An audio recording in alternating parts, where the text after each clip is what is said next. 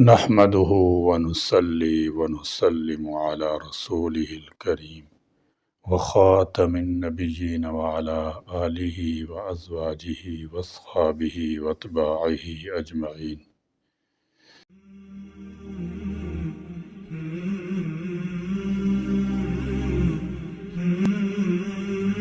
جس ہستی کی اطاعت احکام الہی کی اطاعت کا واحد راستہ اور جس کی اتباع خدا کریم کی خوشنودی کا واحد ذریعہ ہے، اس کے پورے کارنامہ حیات کے غیر علم اور اس کی تعلیمات و ہدایات سے مکمل آگہی کے بغیر یہ کیسے ممکن ہے کہ ایک مسلمان صحیح معنی میں مسلمان بن سکے اور رضائے الہی کے حصول کی منزل مراد کو پہنچ سکے۔ حضور پر نور صلی اللہ تعالی علیہ وسلم نے متعدد مواقع پر امت کو علم و حکمت کی ترغیب دلائی۔ ارشاد نبوی صلی اللہ تعالی علیہ وسلم ہے، طلب علم ہر مسلمان مرد اور عورت پر فرض ہے۔ انس رضی اللہ تعالی عنہ سے روایت ہے کہ رسول اللہ صلی اللہ تعالی علیہ وسلم نے فرمایا، جو شخص علم کی طلب میں نکلا وہ گویا اللہ کی راہ میں جہاد کرنے والا ہے، یہاں تک کہ وہ اپنے وطن واپس لوٹے۔ اور ابو امامہ رضی اللہ تعالی عنہ سے مروی ہے کہ رسول اللہ صلی اللہ تعالی علیہ وسلم نے فرمایا، ایک عالم کی برتری ایک عبادت گزار پر ایسی ہے جیسے میری فضیلت تم میں سے کسی ادنا شخص پر۔ اور پھر فرمایا کہ اللہ تعالی اور اس کے فرشتے اور زمین آسمان کی ہر شے، حتیٰ کہ بلوں کی چونٹیاں اور سمندروں کی مچھلیاں بھی علم سکھانے والوں کے لیے دعائے خیر کر رہی ہیں۔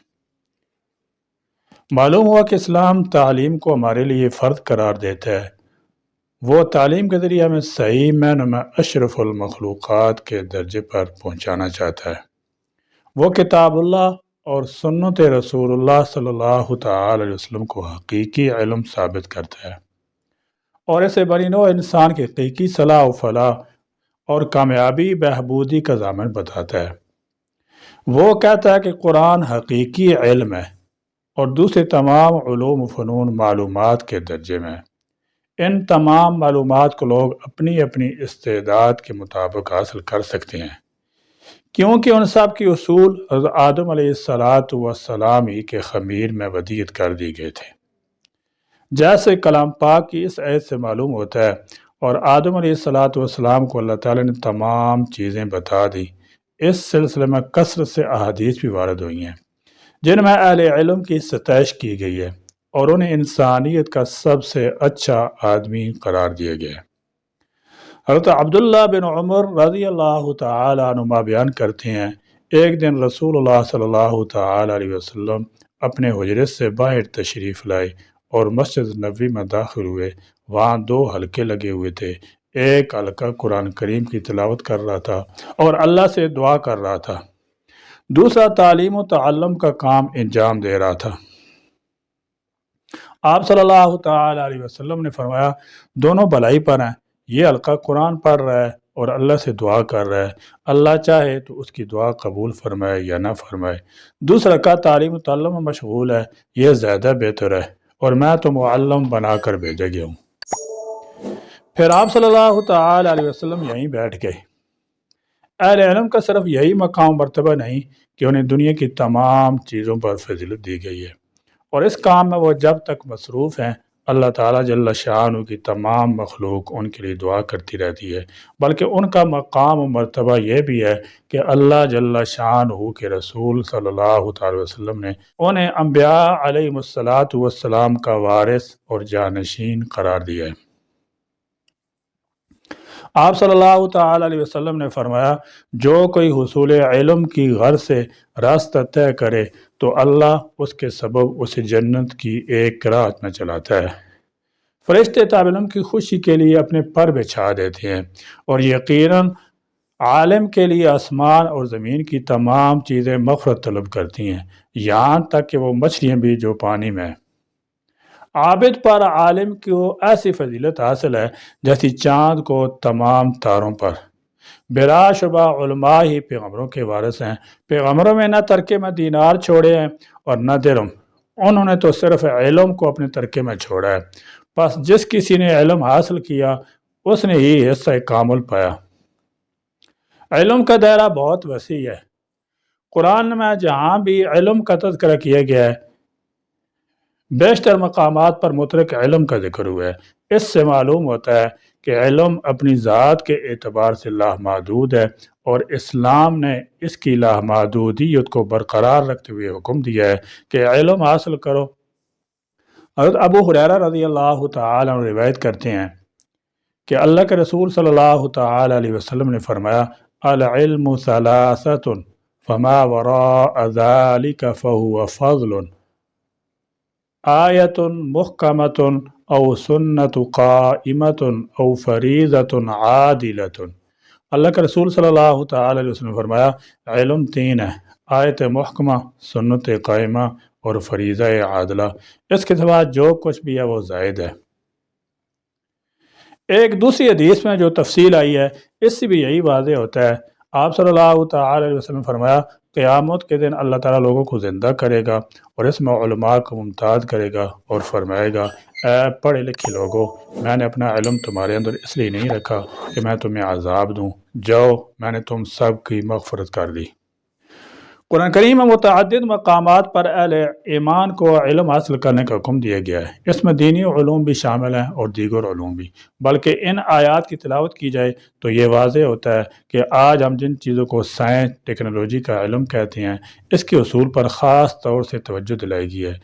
جگہ جگہ فرمایا گیا ہے تم اپنی صلاحیتوں کو کام میں کیوں نہیں لاتے، تم عقل سے کام کیوں نہیں لیتے، تم قرآنی آیات پر غور کیوں نہیں کرتے، تمہارے اندر شعور کیوں نہیں ہے، تم سمجھ کر کیوں نہیں پڑھتے، میری نشانی پر غور کیوں نہیں کرتے۔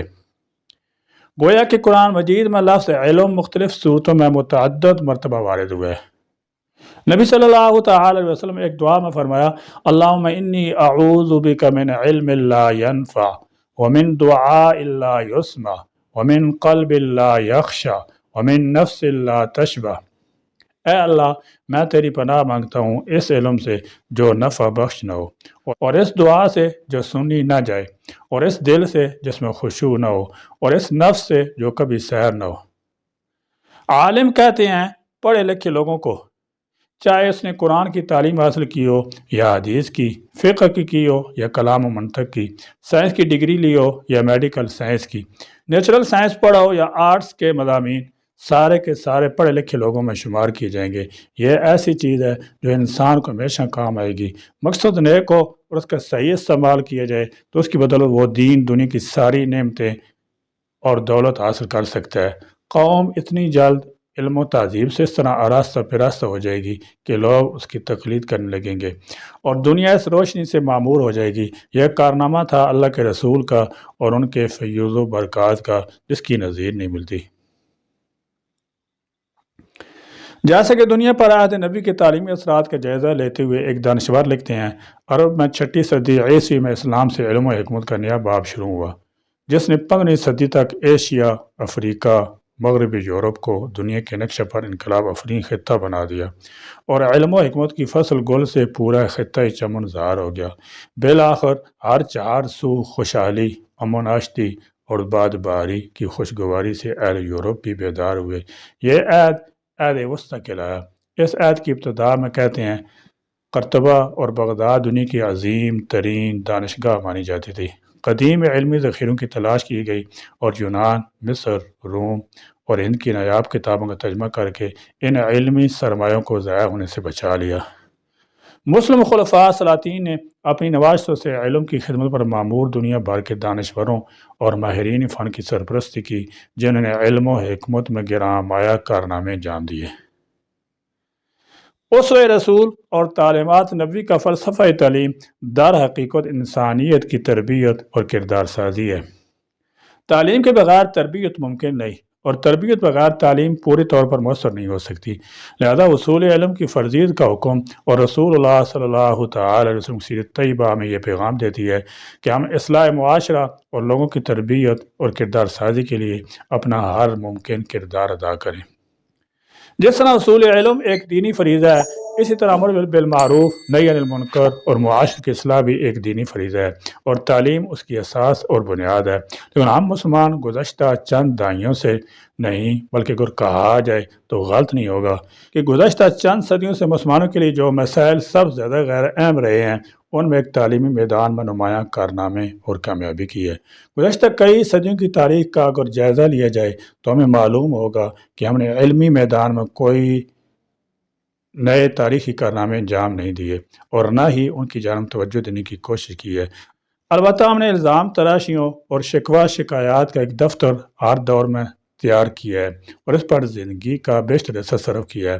ہم ماضی کی اصول یابی کو اپنے مستقبل کے لیے مشعل راہ بنانے کی بجائے ان پر فخر مباحثات کرتے ہوئے وقت ضائع کر دیتے ہیں۔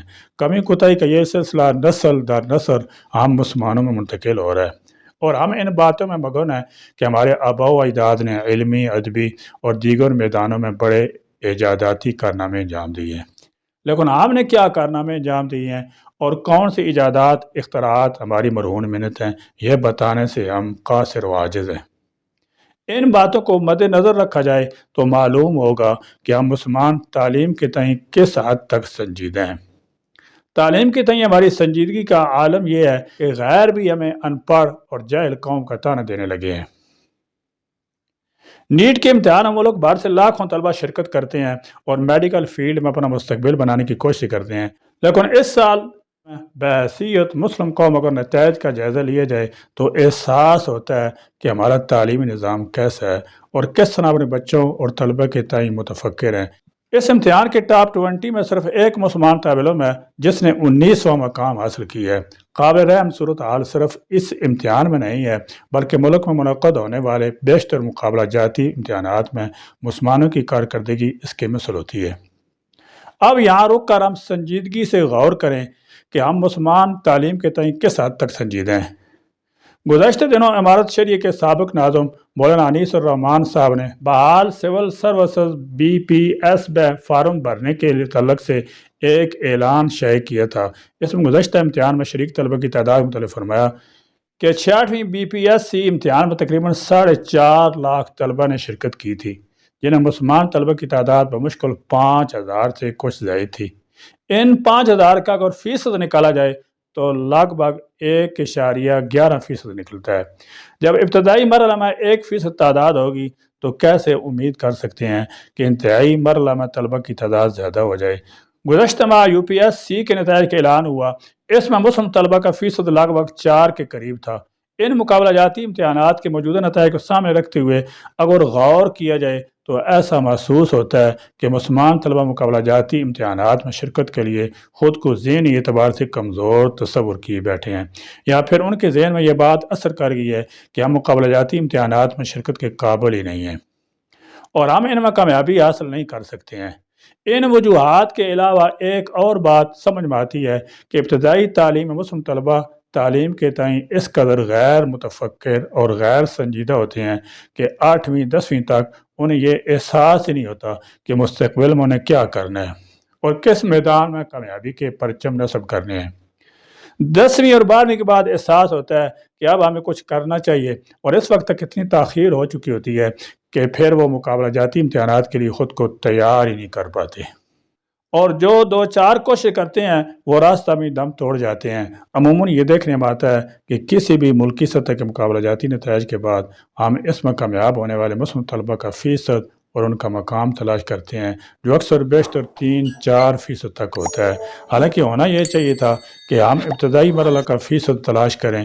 ہمارے لیے جاننا زیادہ ضروری ہے کہ سال رواں کتنے مسلم طلبہ نے UPSC اور دیگر مقابلہ جاتی امتحانات کے لیے فارم بھرے ہیں اور ان کی تیاری کی طریقہ کار کیا ہے۔